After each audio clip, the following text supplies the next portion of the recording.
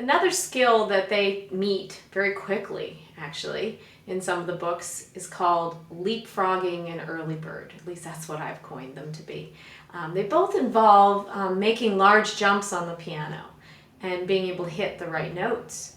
And they do tend to go together.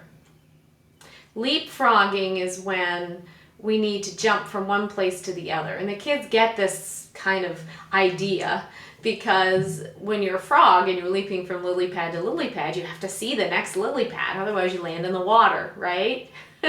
So they very much associate that with trying to hit their target. And then with that being said, they don't need to actually watch their finger hit the note they're trying to hit. They just need to see the notes that they want to hit, and their hands will take care of the rest. We're built that way as human beings. Our hands or our body tend to go wherever our eyes are directing us. And then, of course, early bird. That means getting there a little bit early, ahead of time, setting up and being ready to play for the next thing. So these two things are very different concepts, but part of the same thing or part of the same coin, two sides. So they definitely are paired together when we play. So here's a good example of leapfrogging in, Musette.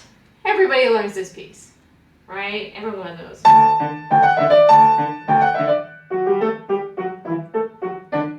So there's two things happening here. They have to visualize D position, and particularly the third finger on the F sharps, because that's what they're going to play.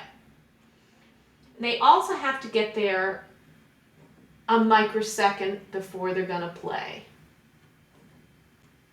Right? Before they actually play it, they're going to get there early. That's the early bird part of this. So. Get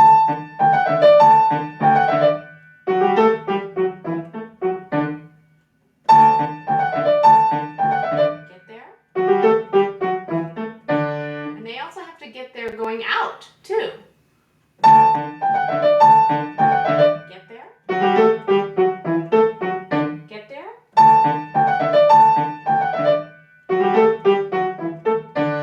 So teach students not to wait. To get there a little bit early before they have to play. Now, initially, they're going to want to play right away when they get there. Or they wait until the last second and then they're late.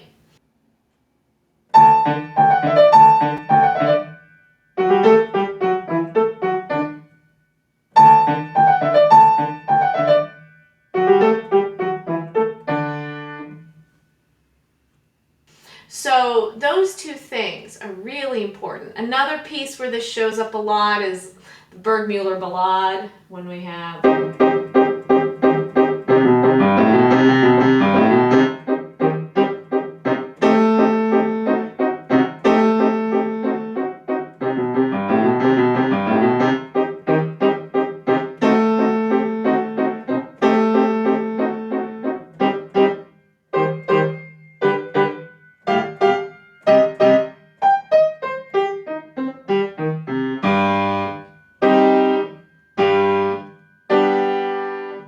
especially in those parts where they have these chords. And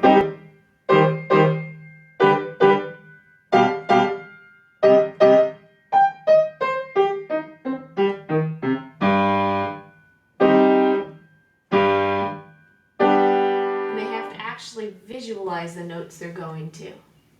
So that's another spot. Another place that this shows up in is, short story. Short story isn't so much of a leapfrog, but more of a getting ready, because especially when there's something going on in the other hand. So far these two examples were when we're kind of jumping at the same time in both hands, but what if you're just jumping in one hand? That complicates things. So in short story, there's this part in the middle that goes...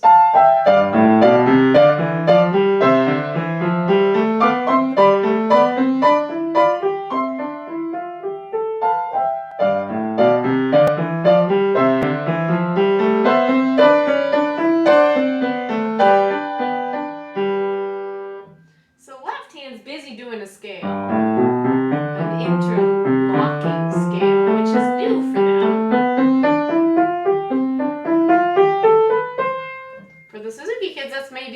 time they've done such a long passage of scales, one after another. And then on top of it, now they've got thirds that have to be legato and sixths that have to be jumped.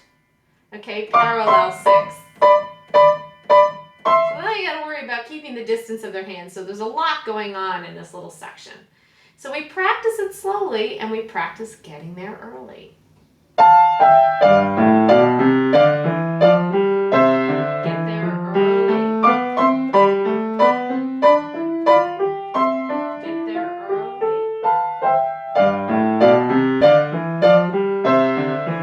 early.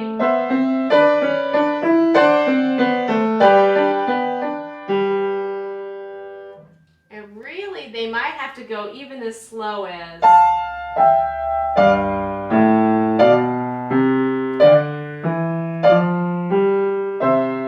That's combining slow practice, and that was in another video.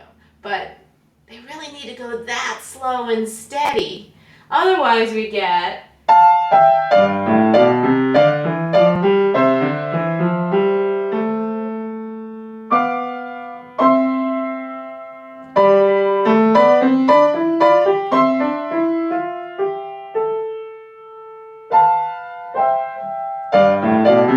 Right? We get a stop and start sort of thing.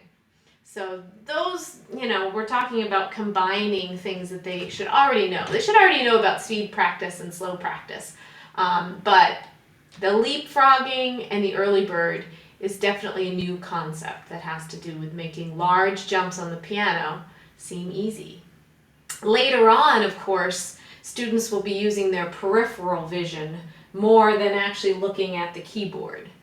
It doesn't mean that we don't look at the keyboard, but a lot of our vision has to happen with us looking straight ahead and being able to make those jumps, either feeling the spatial relations, or by using our peripheral vision. A lot of pianists get into trouble when they start trying to move their head back and forth to make big jumps. And that's another variation on this same skill.